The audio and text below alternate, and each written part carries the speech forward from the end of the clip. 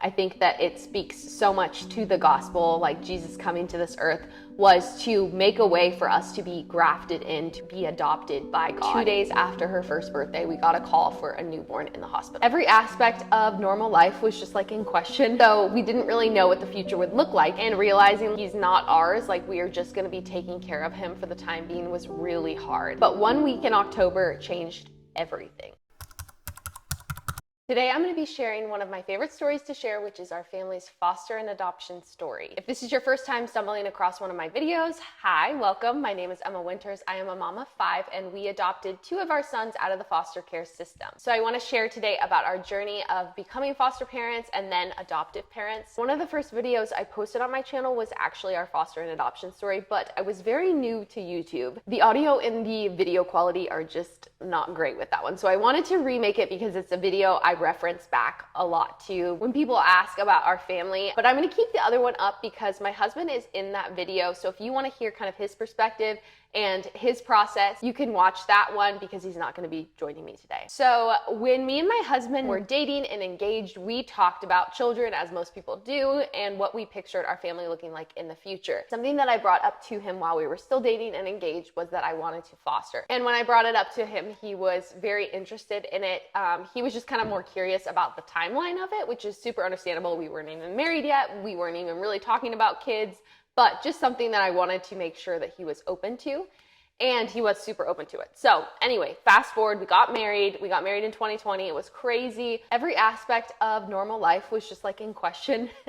And so we didn't really know what the future would look like. But in 2021, we found out that I was pregnant with our first. We were super excited to become parents. And in March of 2022, we had our daughter. So we were adjusting to becoming parents and just, soaking up all of that time with our daughter. And I remember I was spending time with the Lord one day when I was freshly postpartum. It was somewhere in between like 3 to 6 weeks postpartum. And I was just sitting on the couch, worshiping, spending time with the Lord.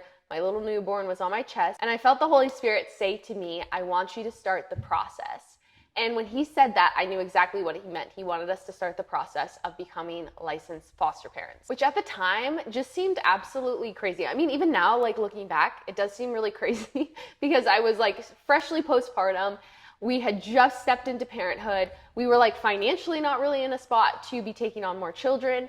And so it just seemed like a lot. And I brought it up to my husband, and he was a little shocked at first, as you would be, because it was definitely not the plan we had in mind. We had kind of thought we will have all of our own biological children, and then after that we would start fostering and maybe adopt. But I brought it up to him. I said, this is what I feel like the Holy Spirit said in my time with him.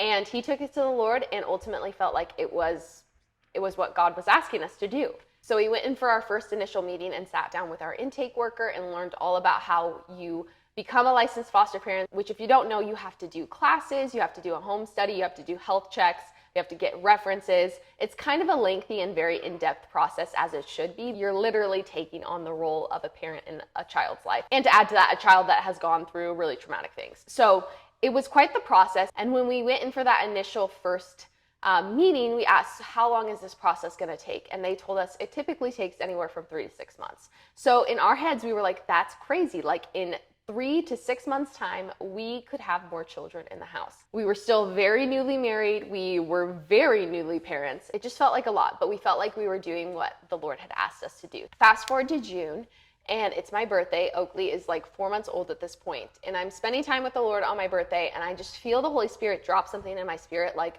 so clearly. I didn't even question if it was the Lord. It was that clear. I felt like I heard the Lord say, by 27, you will have 4 kids, which on that day I had turned 26. And so the Lord was saying, in a year's time, you will have 3 more kids, which at the time seemed so crazy. I was like, either we're going to adopt a bunch of kids or I'm going to have triplets. I don't know how this is going to happen, but I really strongly feel like this is the Lord saying this to me. Now, our county had a rule where in the first 2 years of being a foster parent, you were only allowed to have 2 placements at a time. So unless they like broke that rule or I was pregnant with twins or something. I didn't really see how it was even possible, but I told it only to Caleb, and we just like kept it in our hearts. That whole year I was thinking about that word. In November of 2022, we found out that I was pregnant with our son, Cohen. It was just a really sweet season. We got to do our first holiday as parents. We got to tell my family I was pregnant and really just enjoy our first Christmas as parents. Because we had moved from Texas to Ohio, our process to become licensed foster parents just took a lot longer than the 3 to 6 months, which I'm honestly so grateful for, because we got to just really enjoy that first year with our daughter. It ended up taking 10 months. So it was like a couple of weeks before Oakley's first birthday that we got licensed. And then it was literally 2 days after her first birthday, we got a call for a newborn in the hospital. When they call you to let you know about a potential placement, they give you a little bit of information just so you know what you would be getting into and if that child would be compatible with like your lifestyle and your family at that point. So we got just a tiny bit of information, and we felt good to say yes to the placement. Now, keep in mind, I was actually 5 months pregnant at this point, but when they gave us the information about the placement, they had said that it was going to be a temporary placement because there was family that was interested in taking the newborn. So we said yes to the placement, and they told us just to show up at the hospital the next day with a car seat. So on March 12th, we went to the hospital and picked up this little newborn, and little did we know that he would actually be our son. So obviously at this point, we did not know that eventually we would adopt him. But I remember the first time I saw him, I was just like, something in my heart just like ignited, and I felt like he was mine. I've had so many people say to me, Emma, I could never do foster care because I would get too attached to the kids. And I totally know that feeling. And as soon as I saw my son, I felt instantly connected, and I just thought, like, how am I ever gonna have to give him back? Because the goal of foster care is reunification. So you really have to go into every placement with that being your mindset, is like the goal is always going to be reunified with family. And then if things change, then the next goal would just be permanency through adoption or like a family member. So like staring at this most perfect little newborn and realizing like he's not ours, like we are just gonna be taking care of him for the time being, was really hard. We did everything with him that we would do with our normal newborns. So we did lots of skin to skin. I kind of took those first 6 weeks as like a postpartum and just really spent a lot of time just cuddling with him and taking it easy. We had family and friends doing a meal train, so it just like honestly felt like I was just enjoying my new little newborn, but all the while knowing like this was just gonna be temporary. Like I said, I was 5 months pregnant, and like doing all the newborn wakings was just really starting to affect me, and I was having some complications in my pregnancy. I think mostly because I was just so sleep deprived. So me and my husband had to have a conversation, like, is this the right move? We don't want to harm our unborn baby, but also like we love this little guy. We can't imagine giving him to another foster family to take care of. We want to be the ones to pray over him and just like love on him until he goes to be with family. But like I said, it was pretty tough. There was one night at like 3 a.m. when I was doing his night feeding, and I just was telling the Lord, like, Lord, this is so tough. Like, I am so tired. My body is just like, it's having all these weird symptoms. And I felt like the Lord said in that moment, you will adopt him and his name will be Elias, which Elias was not his birth name. And it was so clear that I didn't even question it. So the next day I told Caleb, and we were like, okay, we're gonna just do this. It doesn't look like the door's open at all, but we're gonna just keep moving forward. So fast forward to May of 2023, and we had just felt like we had adjusted to having 2 kids under 2 while being very pregnant. Already our family already looked unconventional. I would be carrying around this little newborn, very pregnant, and my husband would be walking with a very small toddler, and we would just be getting all the looks, get stopped all the time, like people just like trying to figure out what was going on. And then one day, randomly in May, we get a call from a caseworker asking if we would be willing to take 2 teenagers in. Now, for a little bit of backstory, we actually knew the 2 teenagers that they were asking us if we would take for a placement. They used to go to our church, and they had gone into care 2 years prior to this, but no one in our county could take them, so they actually had to move a county over. When we were becoming licensed foster parents, we actually were wanting to take them in, and we had been back and forth with their caseworker, and their caseworker was just like, there's no way we would move them. They are a county over. They have gotten settled. Like, it's going to be traumatic to have to move them again. And yeah, it's just not going to happen. They said that they were doing really great in their new home, and they were like really enjoying their foster family. So we just let that go. But like I said, they called us and asked if we would be willing to take them because things had changed with their foster family and they needed to find a new placement for them. And I remember looking at Caleb during that call and just being like, this is crazy. Are we about to take in 2 teenagers? We already have a 1-year-old, a newborn, and now we're gonna take in 2 teenagers. But as soon as I felt like all that anxiety rise up in me, I remembered the word that the Lord gave me back on my birthday of that previous year. And that word was that I would have 4 kids by the time I was 27. So this was May, my birthday was the next month. And so we just said, there's no other way that this could happen. Like, this is just the Lord. They were willing to dismiss that rule of only having 2 placements in your first 2 years because it was a sibling group. And that just gave us the peace to go for it. Maddie and Nathaniel are siblings. And when they moved in with us, Nathaniel was 15 and Maddie was 17. That summer was just honestly so fun with the teenagers. And I was super pregnant. I ended up having Cohen in the end of July. So we were adjusting again to having a newborn. Elias and Cohen are 4.5 months apart. So it was just like crazy having a 4.5-month-old and a fresh newborn, and like having 2 babies and a 1-year-old and then a 15-year-old and a 17-year-old. It was just like wild. It was so fun. The house was so busy all the time. There was always a baby to hold. And we honestly just loved that first summer together. Now, at this point in time, the case plan for everybody was to go back to family. So we thought that it was just going to be temporary. We weren't sure how long temporary would be, but that, this was not going to be a permanent situation. As the months went on, like, me and Caleb just started to really struggle with the thought of having to send these kids away. You just grow to love them so much, and you're taking on that role of a parent that,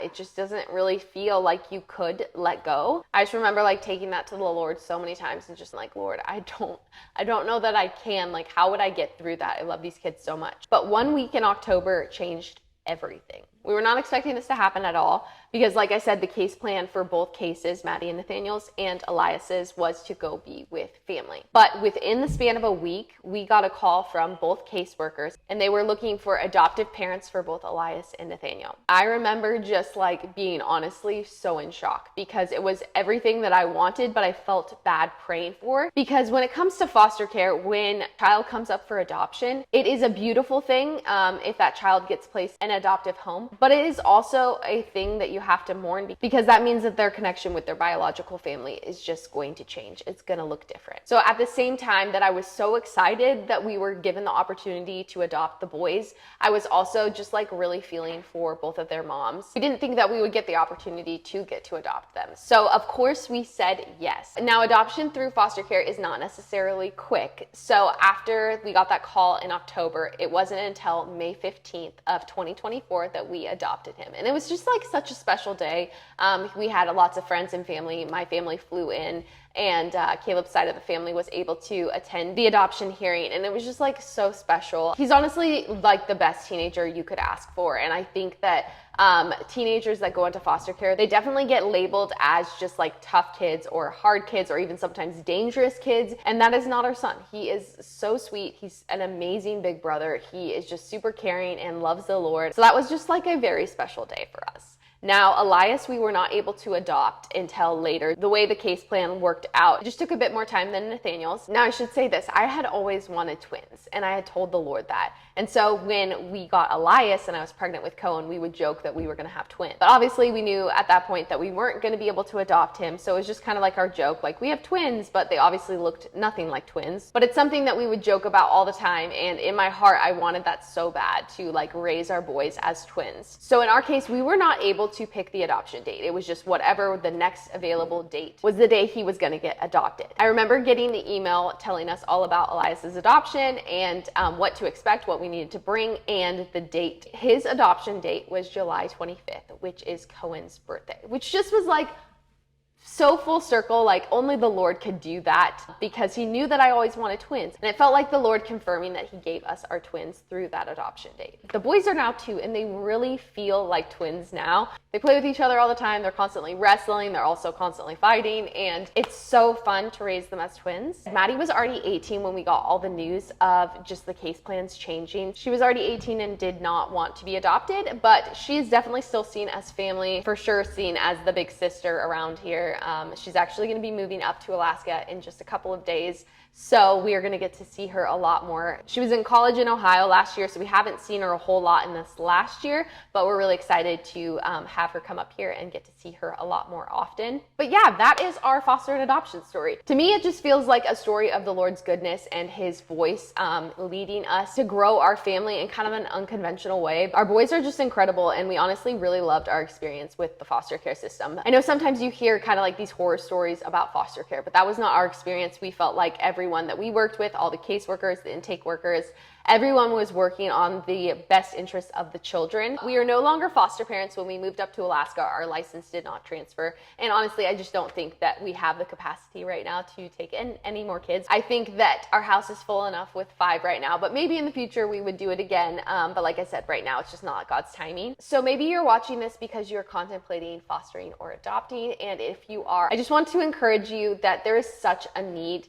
and there are children in the foster care system right now that are waiting to be adopted. Adoption has forever changed our family, and I think it's just like one of the most beautiful things. I think that it speaks so much to the gospel, like Jesus coming to this earth was to make a way for us to be grafted in, to be adopted by God. And so I just feel like adoption is so on the Lord's heart. And like I said, there is such a need across America, but across the world. So yeah, I hope all of that made sense. I hope that you were tracking with me. I was a little scatterbrained throughout all of it, but if you guys have any questions about foster care or adoption, let me know in the comments and I will try to answer them the best I can. And if you want to follow along with our family's journey, go ahead and subscribe, and I will see you in the next video.